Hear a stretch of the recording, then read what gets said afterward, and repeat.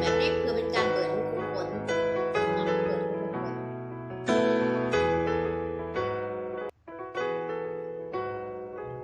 โอเคหลังจากนั้นก็จะเลือกใส่เนาะแอปริคอตจริงๆใส่ได้2แบบเนาะถ้าว่ามีครีมนมผสมจะเป็นการดีเนาะแต่ว่ามื้อนี้นิ้งจะมาขอรีวิวเป็นตัวแอปริคอตเราสามารถคัดนิ้งก็ใส่ตัวแอปริคอตแล้วก็ผสมกับเวลาคัดไปก็สามารถเติมน้ำหรือว่าผสมกับสีน้ำเติมเพื่อว่าให้มันแห้งเนาะเพราะว่าหลายๆคนลูกค้าเอาไปคัดแล้วคือว่าบ่ได้ใส่น้ำอันนี้ใส่ตามหนาหน่อยหนาใหญ่เนาะหนาใหญ่แบบอันนี้ก็จะเปลืองแห้งเป็นหนาที่มีบริวารหลายเนาะเราสามารถแต้น้ำแล้วเฮาเกลี่ยเนื้อครีมให้ทั่วใบหน้าเลยเว้นบริเวณหอบดวงตาเนาะเว้นบริเวณหอบดวงตา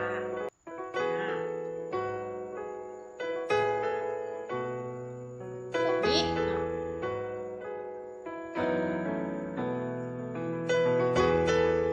สำคัญที่สุดเด้อลูกค้าเด้อก็คือว่าอย่าลงน้ำหนักแห้งส่วนเคล็ดลับการใส่ครีมคัดเพื่อบ่ให้เกิดพดเกิดผื่นหรือว่าเกิดอาการแสบระคายเคือง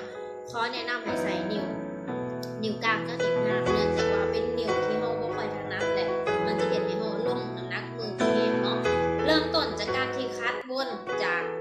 ข้างของเราแบบนี้10 ห่อโอเคต่อมาปากเนาะอันนี้คือ10 ห่อเช่นเดียวกันมุมปาก5 ปีกดำโอเคอะไรประมาณ10 ห่อเนาะหลังจากนั้นบนบริเวณดวงแก้มโอเค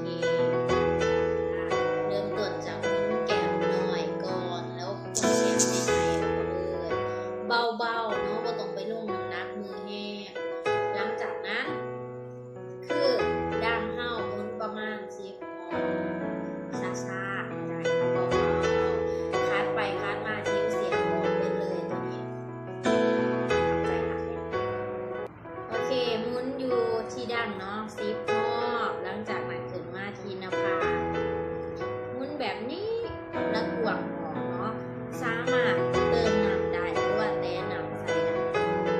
เพื่อถ้าว่ามีแบบเฟืดๆและมันเริ่มแข็งเราก็สามารถที่จะเติมน้ำได้แบบนี้ค่อยๆหมุนเบาๆนะที่ขมับเนาะที่ขมับจบไปละหอบหนึ่งเราจะมาเริ่มอยู่ที่ข้างอีก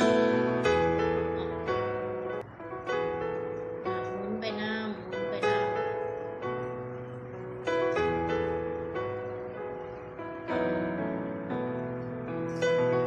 หมุนบอลใดสิวเสียนหายบอลนั้นเนาะคนใดที่มีปัญหาสิวเสียนนะบอกไปเลยตัวแอปริคอตสวยได้เด้อคัดหนาอาทิตย์ละ2 ครั้งนะบริเวณมุมปากเนาะหน้าปีกดำ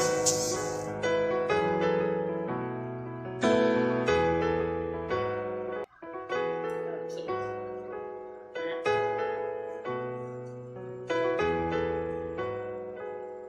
ถ้าแขนเติมน้ำได้แก้มเนาะเริ่มจากแก้มน้อยๆไปหาพวงแก้มใหญ่ๆเฮ็ดแบบนี้อยู่เนาะหมุนก่อนละ10 ครั้ง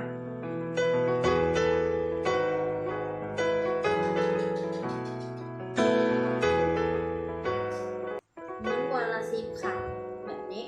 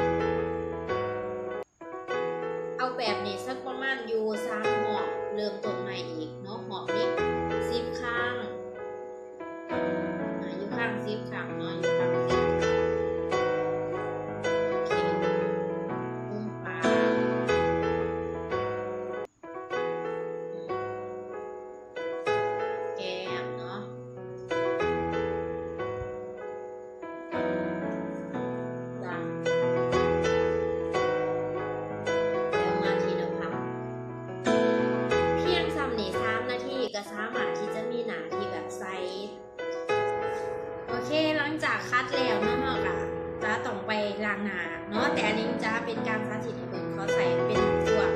ฟองหยางเนาะเป็นรูปแบบนี้เป็นฟองหยางเอาไว้เก็บเม็ดแอปริคอตที่อยู่ในหน้าเฮาเนาะเป็นการเช็ดออก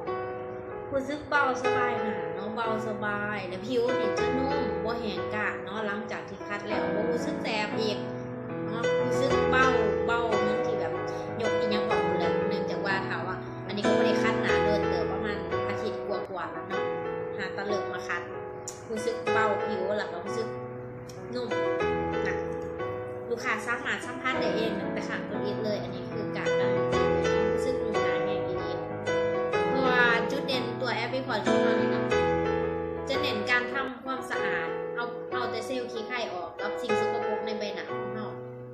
แต่จะยังคงความชุ่มชื้นให้กับผิวหนังเนาะเวลาคัดเราจะรู้สึกเบาหนาแล้วก็รู้สึกหนานุ่ม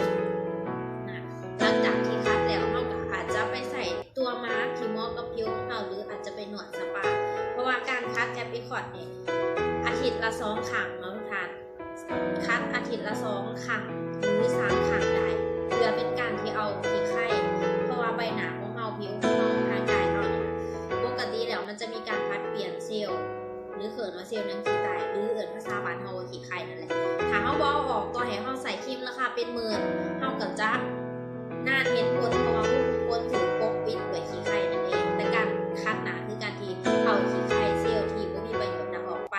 กำจัดความหมองคล้ำของใบหน้าออกไปเวลาทานทาครีมใดมันก็จะสามารถผู้คนทันเปิดมันจะสามารถซึมเข้าแบบ